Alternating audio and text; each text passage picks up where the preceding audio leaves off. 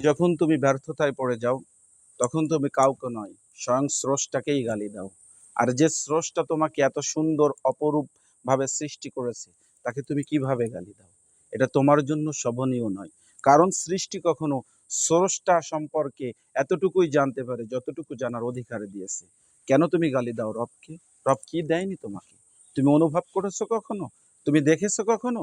বাস্তবতায় তুমি যখন সামিল হও, তোমার যখন অর্থ থাকে, তোমার বাবা তোমাকে ভালোবাসে। যখন তোমার অর্থ থাকে, তোমার মা তোমাকে ভালোবাসে। যখন তোমার অর্থ থাকে, তখন স্ত্রী তোমাকে সময় করে। আর যখন তোমার অর্থ থাকে না, তখন তোমার সন্তানও তোমার দিকে আর চোখে তাকায়। এটাই বাস্তবতা। আর এটাই মেনে নিতে হয়। জীবনে কখনো তুমি অর্থের কাছে যখন হেরে যাও, তখন তুমি গালি দাও স্বয়ং স্রষ্টাকে। স্রষ্টাকে গালি নয়, বরং স্রষ্টাকে সম্মান করো। স্রষ্টার আদেশগুলো মেনে চলো। আর স্রষ্টার প্রত্যেকটা হুকুম তোমার মানতেই হবে। স্রষ্টা যেমন তোমাকে সৃষ্টি করেছে, স্রষ্টা অনুরূপভাবে তোমাকে দিয়েছে সর্বাধিক ক্ষমতা, যেটা তোমাকে ভালো এবং মন্দ বোঝার দক্ষতা। বারাকাল্লাহু ফি